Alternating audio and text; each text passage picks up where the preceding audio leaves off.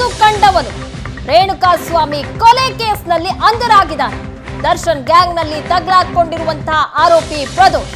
ರೇಣುಕಾಸ್ವಾಮಿ ಕೊಲೆ ಕೇಸ್ನಲ್ಲಿ 14ನೇ ಆರೋಪಿ ಪ್ರದೋಷ್. ಬಿಬಿಎಂಪಿ ಚುನಾವಣೆಯಲ್ಲಿ ಸ್ಪರ್ಧೆಗೆ ಸಿದ್ಧತೆಯನ್ನ ನಡೆಸಿದ್ದ ಈ ಪ್ರದೋಷ್ ದರ್ಶನ್ ಗ್ಯಾಂಗ್ ಅಲ್ಲಿ ಈಗ ತಗಲಾಕೊಂಡಿದ್ದಾನೆ.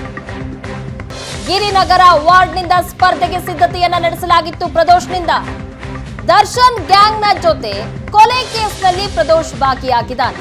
ಕಾರ್ಪೊರೇಟರ್ ಆಗಬೇಕು ಅನ್ನುವಂತ ಕನಸು ಹೊಂದಿದ್ದ ಪ್ರದೋಷ್ ದರ್ಶನ್ ಗ್ಯಾಂಗ್ ಅಲ್ಲಿ ಈಗ ರೇಣುಕಾಸ್ವಾಮಿ ಕೊಲೆ ಕೇಸ್ನಲ್ಲಿ ತಗಲಾಕೊಂಡಿದ್ದಾನೆ.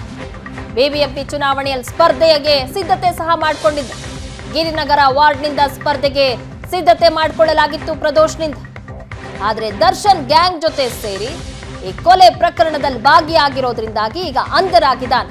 ಪೊಲೀಸರ ವಿಚಾರಣೆಯನ್ನ ಎದುರಿಸ್ತಾ ಇದ್ದಾನೆ.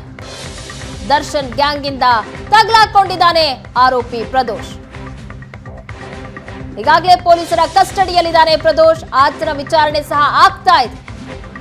ಆದ್ರೆ ಈತ ಕಾರ್ಪೊರೇಟರ್ ಆಗಬೇಕು ಅನ್ನುವಂತ ಕನಸನ್ನ ಹೊಂದಿದ್ದಂತೆ, ಅದಕ್ಕೆ ಸಿದ್ಧತೆಗಳನ್ನ ಸಹ ಮಾಡಿಕೊಂಡಿದ್ದಂತೆ.